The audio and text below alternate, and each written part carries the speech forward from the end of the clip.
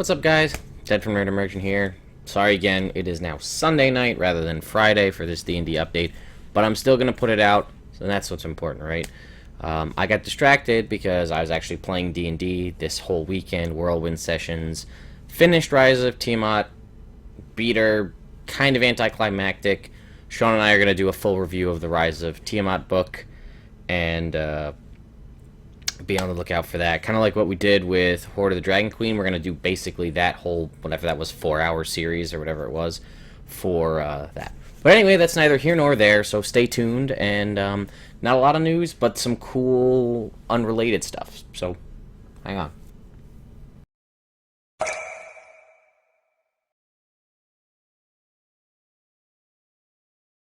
Alright. So, I'm going to try to do something weird because a new Dragon Plus was released, so this might come up in a little bit if I can get it to open, because it's giving me a hard time and it just won't open at all. So I'm going to try to get the recording from the screen, but if not, I'll just have to do what I could do before. I just kind of hold the screen at the webcam. But anyway, a couple of things I wanted to just talk about. There's a little bit of news here and there. One thing that's been around for a while, and I just hadn't mentioned it before, I'm sure you guys have heard of it, is D&D Stats Explained by Tomatoes. It's been around for about a month or so now, but I meant to do something on it earlier.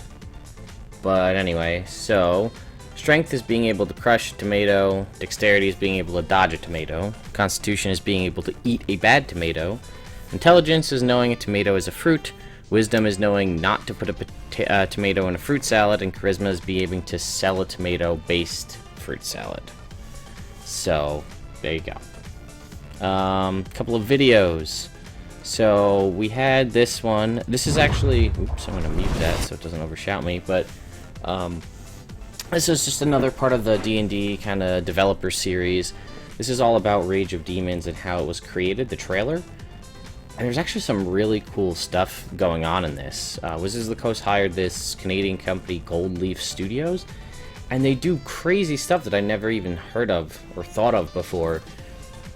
Taking practical real-world effects, which you'll kind of see here with this guy's hands, and like superimposing them into the video. Like all the crazy landscapes that you see, like this is a painting, and all they did was retexturize the painting like this with different textures, and then that's what makes it into the video. So just like a very basic like concept art like you're seeing here turns into this, and then they superimpose 3D effects over top of that.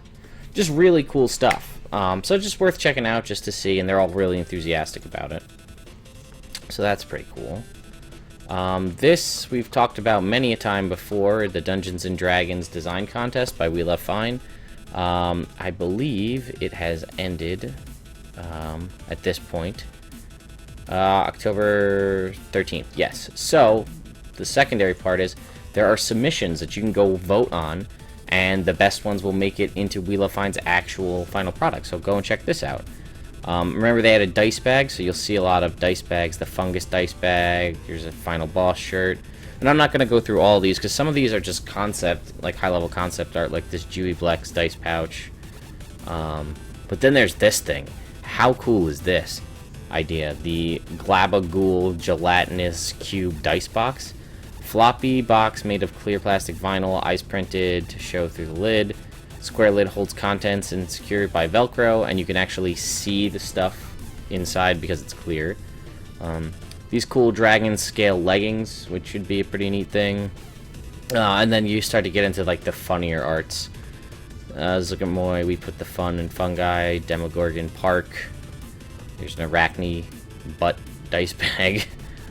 And so on. So I would just say go through here and check out what you like, and you know, go and vote for it to help those artists win their various prizes, and to hopefully get to see it in the We Love Fine shop in the future. While we're on the topic of videos, Sword Coast Legend launches Tuesday, so there's a final trailer kind of about Sword Coast Legends. If you don't know anything about this, I'll give you a brief description. It is basically the closest thing you can get to Dungeons & Dragons in a video game form. And when I say that, I don't mean like there's Baldur's Gate and there's Neverwinter and then there's virtual tabletop things like Fantasy Grounds and Roll20 and things like that. This is a game, you'll see it as it kind of comes along here, where one person is the dungeon master, and you'll kind of start to see it. They put things down. Like, they're like, okay, I have dungeon master experience. I'm going to put a trap here, and I'm going to put this enemy here, and I'm going to put this enemy here. And it's sort of like a Mario Maker stage building Minecraft-y thing, where you build out the entire world. Like, you can see just the area of effect spells are getting dropped, and there's the dragon, and here, you see the little dice things and the stage maker. You design the enemies, you design what items and magic items drop. You put all of that stuff in there and get it all set up and ready to go. And then you can get players, other people, to actually come in and play the game as you can see any of these characters on the screen right now. They come in and they play in the world that you created.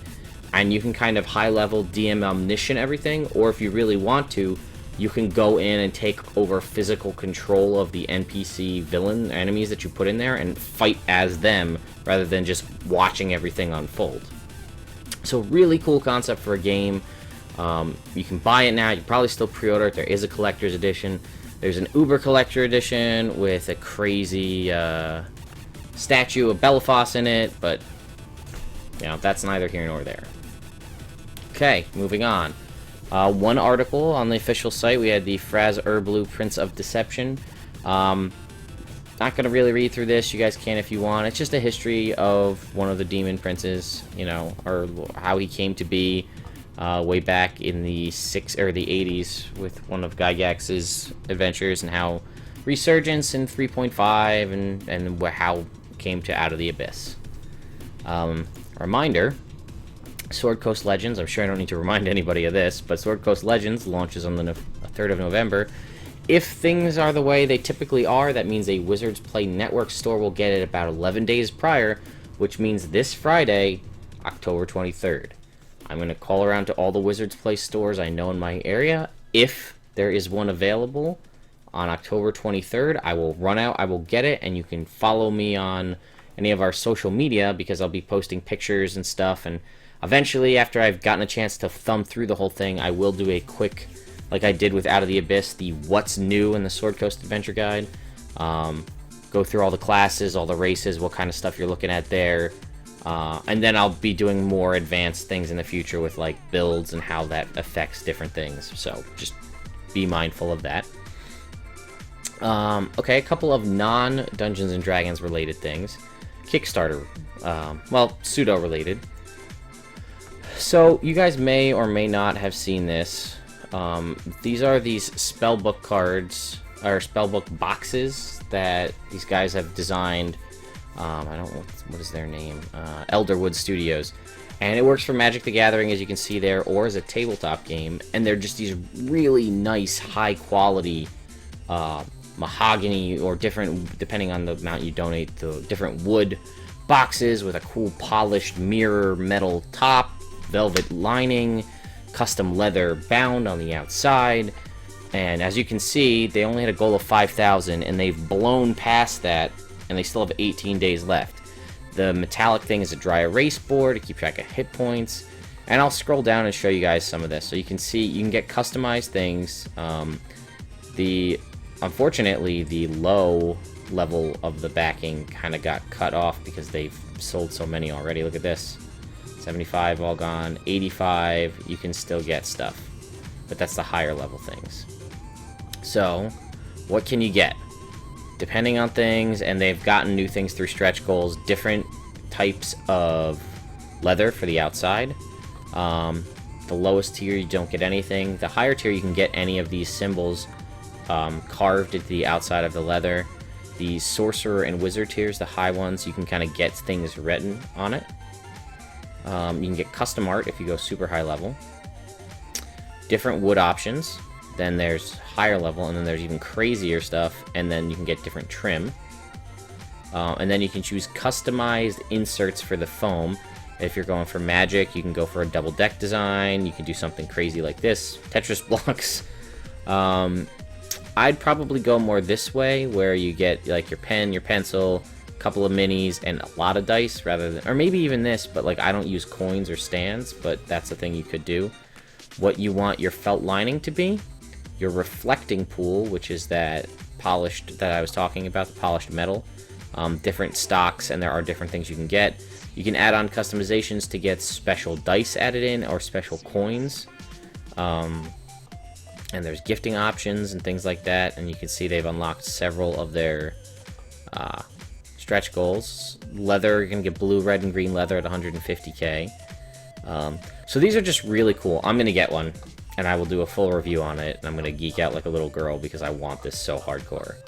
So that's one Kickstarter thing for you guys to take a look at. I'm sorry I keep looking over here. That's where my recording is, so that's where I look.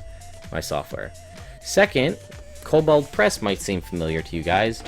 Kobold Press is the company that partnered with Dungeons & Dragons Wizard of the Coast to do Hoard of the Dragon Queen and Rise of Tiamat.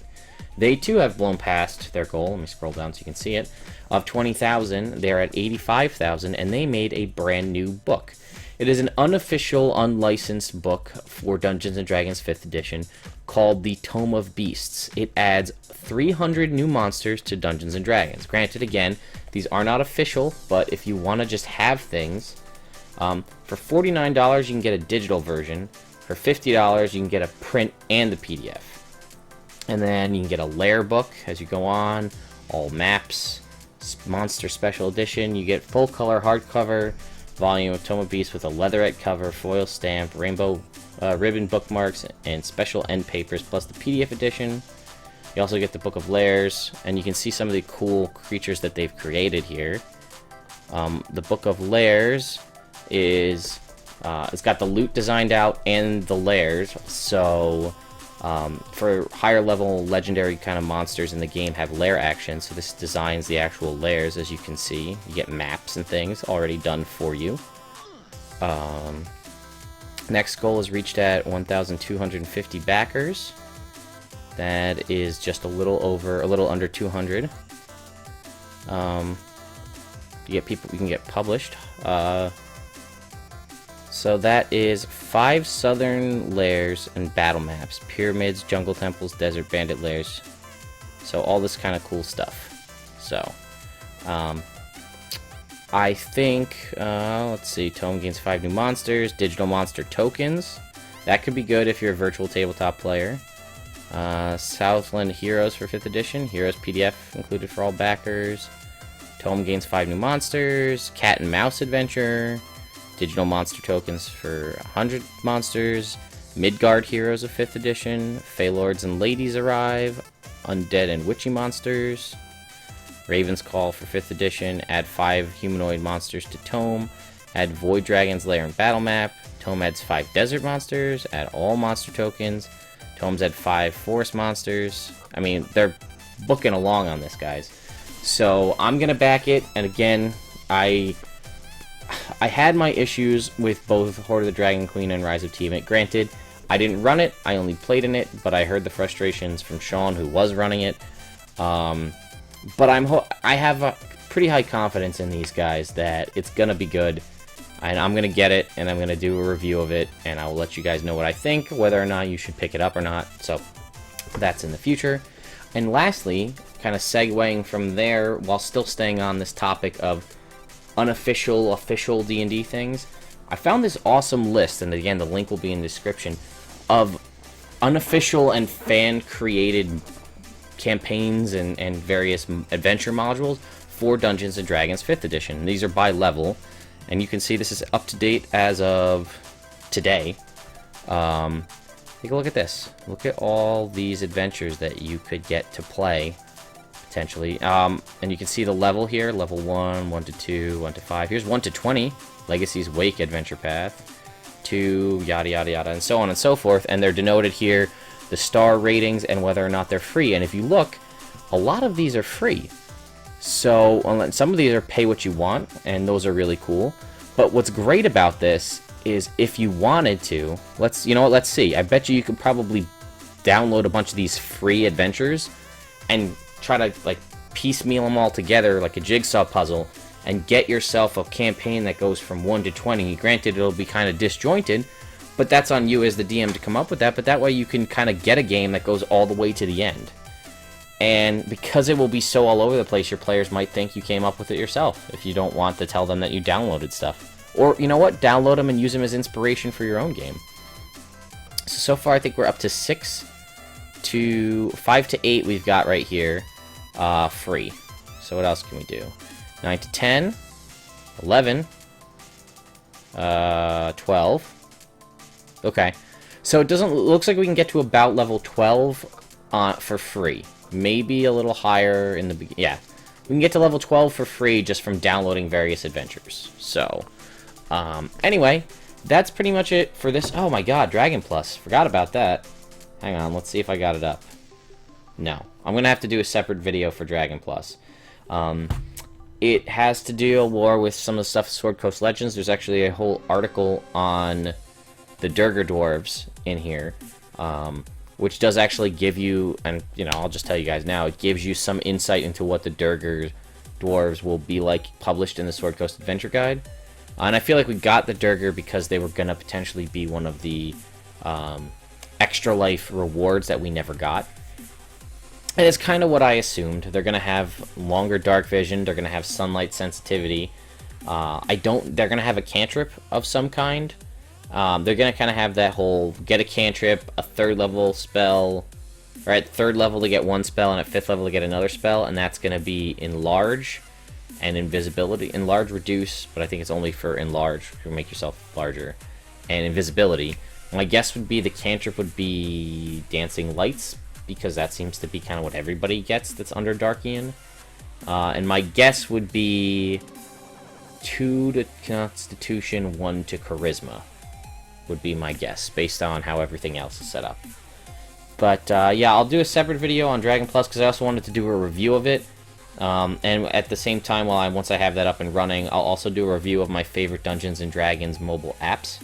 Unfortunately, my favorite 5th edition character creation app was actually pulled from the Google Play Store because Hasbro sent the company a cease and desist. So, I guess that has to do with the fact that they were actually importing stuff from the game, like it could let you build your character automatically, like from drop-down lists, and it would auto-populate the sheet for you. So I guess that was against Hasbro's terms of agreement. So, anyway, guys, hope you have a great week. I will see you this Friday, which I'm taking off for other reasons, but I will see you Friday for your D&D update, and hopefully, fingers crossed, a flip through and what's new in the Sword Coast Adventure Guide. See you next time, guys.